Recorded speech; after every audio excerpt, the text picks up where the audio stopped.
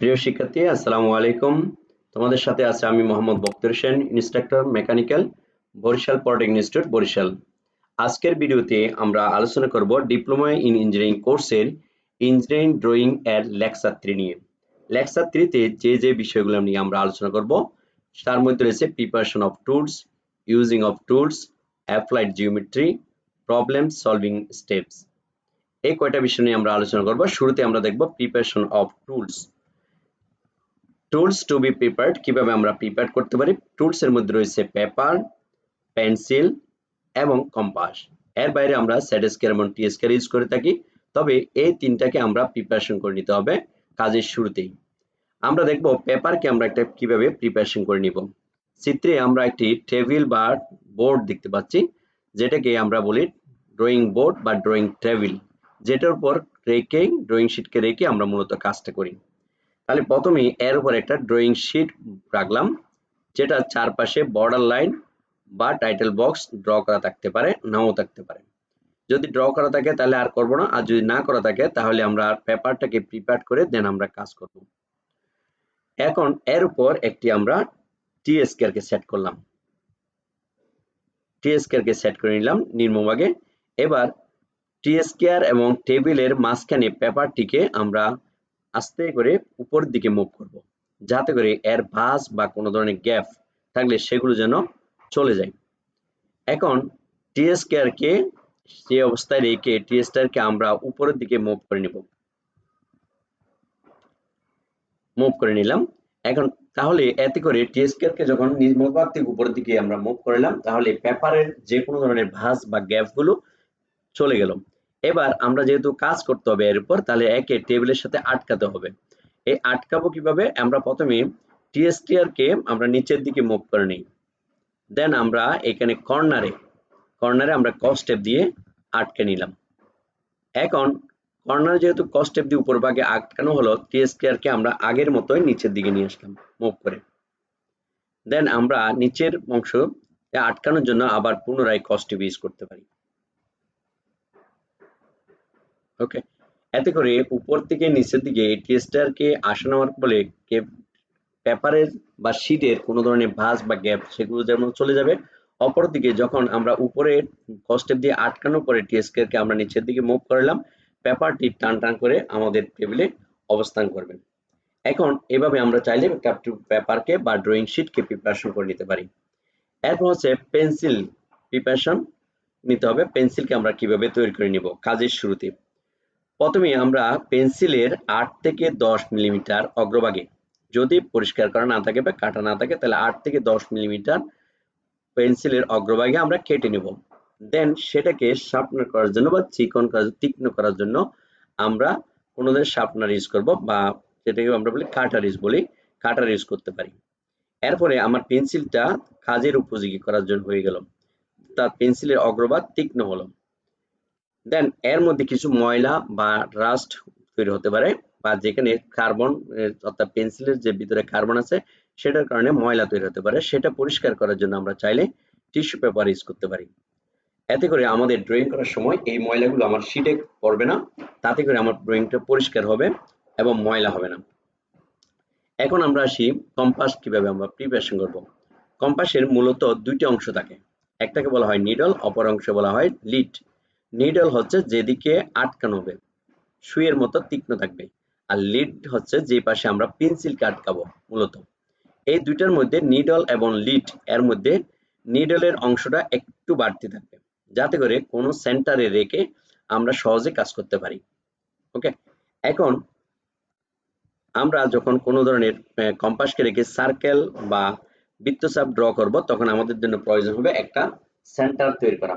Look at the centre of the circle to be drawn, draw to intersection lines. তাহলে এই সার্কেলের সেন্টারটা কিভাবে তৈরি করব?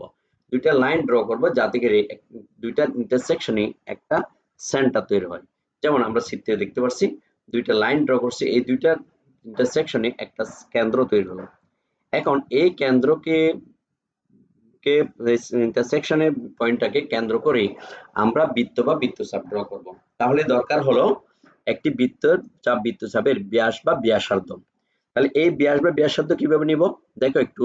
লিড এবং নিডলের দূরত্বের সাহায্যে আমরা চাইলে ব্যাসার্ধ নিতে পারি কোনো স্কেল বা কোনো পরিমাপক যন্ত্র থেকে। আমরা এখান থেকে রেডিয়াসটা ঠিক করে নিতে পারি।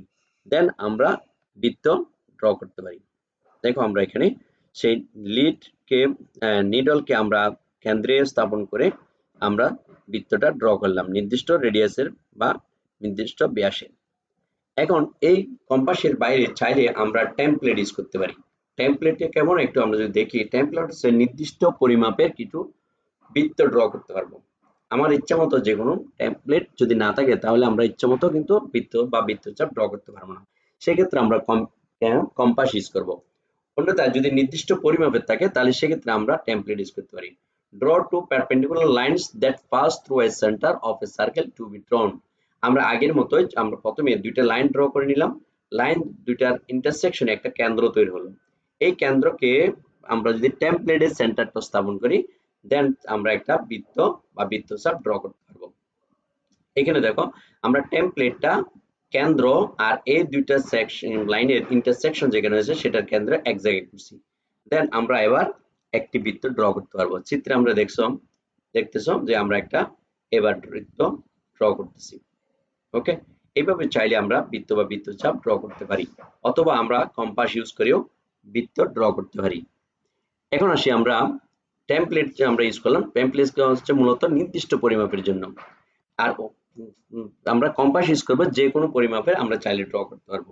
এবার আমরা কিছু প্র্যাকটিস করে নেব। যে আমরা বলছিলাম কিছু ড্র, যেমন থেকে draw a line through the given points. দুইটা পয়েন্টস দেওয়া আছে এ এবং বি। এই দুইটা পয়েন্টকে ধরে আমরা একটি লাইন ড্র করতে হবে।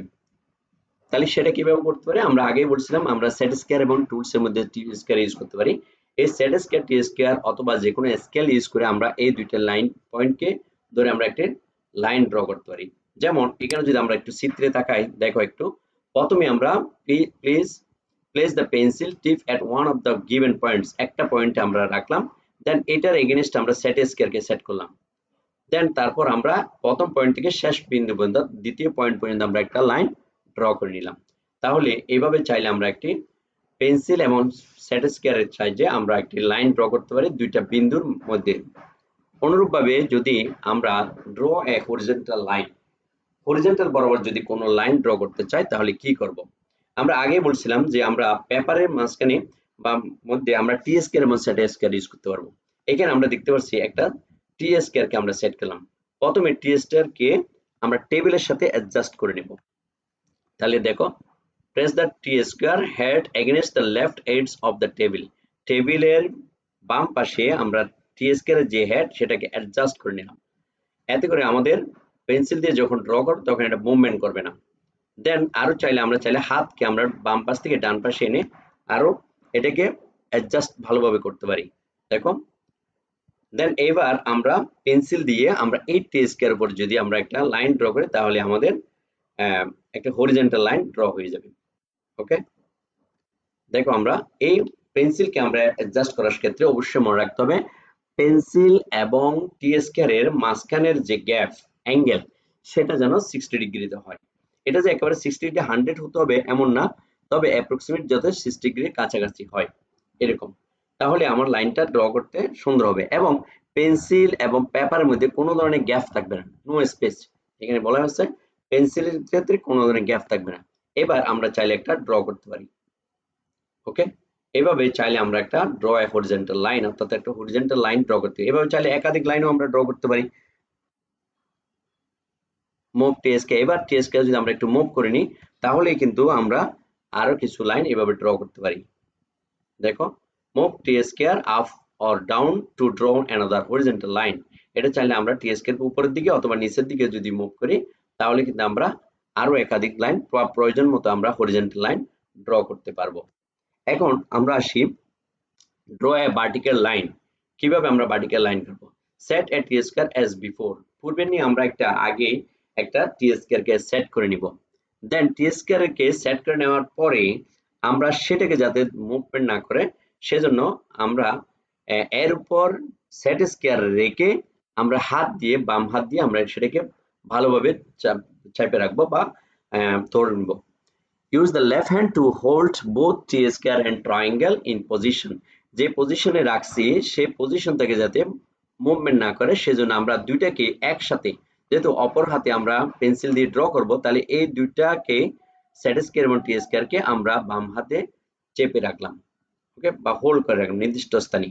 দেন আমরা এবার পেন্সিল দিয়ে চাইলে আমরা ভার্টিক্যাল ড্র করতে পারি, ভার্টিক্যাল লাইন ড্র করতে পারি। একটু দেখি আমরা চিত্রে আগের মতোই যে আমরা পেন্সিলটাকে 60 ডিগ্রিতে রাখবো সব সময়, যাতে করে আমাদের লাইন ড্র করতে স্মুথলি হয়।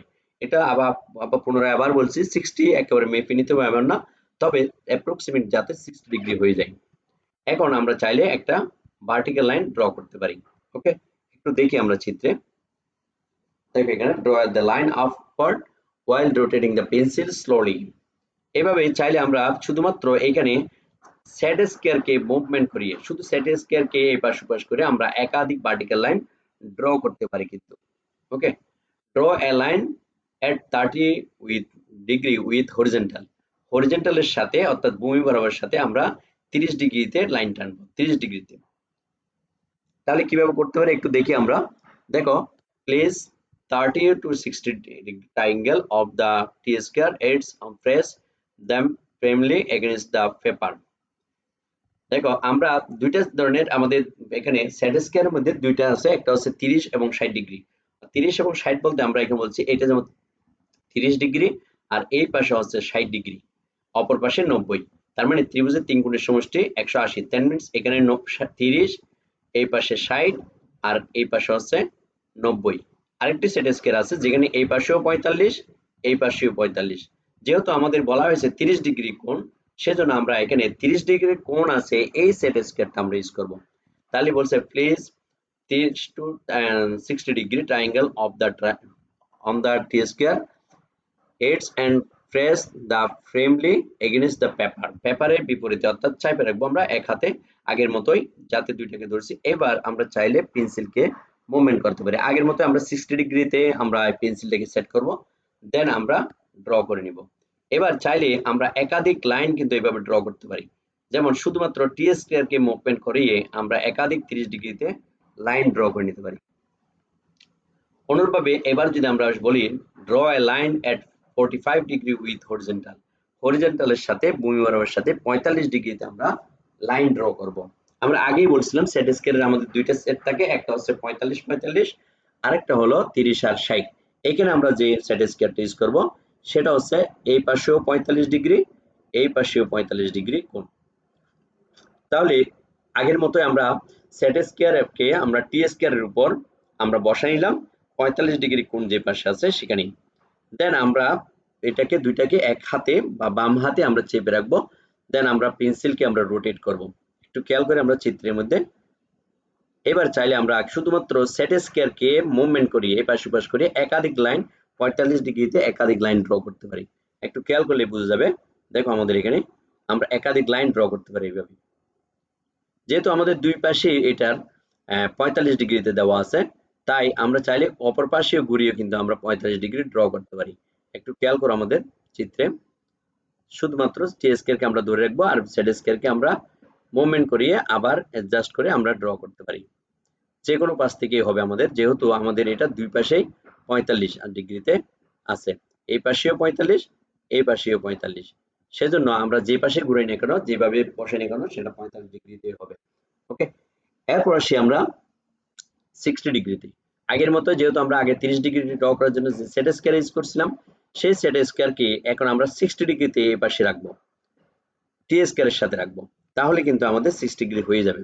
যেমন আমরা টি স্কয়ারকে প্রথমে বসাই নিলাম অ্যাডজাস্ট, দেন এবার 60 ডিগ্রি যে পাশে আসে সেটাকে আমরা টি স্কয়ারের সাথে সেট করে নিলাম, দেন আমরা 60 ডিগ্রিতে লাইন ড্র করে নিছি। এভাবে আমরা যদি এটা মুভমেন্ট করাই একাধিকবার তাহলে কিন্তু হয়ে যাবে। এবার draw a line 30 degree with horizontal, চাইলে আমরা 30 ডিগ্রিতে ড্র করতে পারি, এটা ইতিমধ্যে আমরা করছি অলরেডি একবার।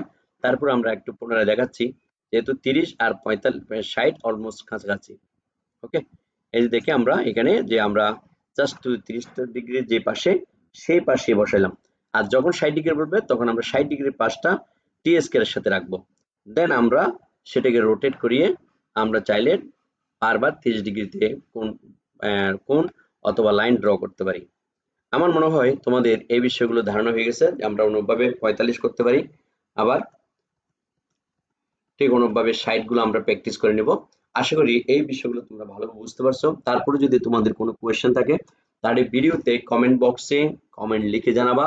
আমরা পরবর্তীতে অথবা তোমাদের কমেন্ট বক্সে সেটার উত্তর দেওয়ার চেষ্টা করব।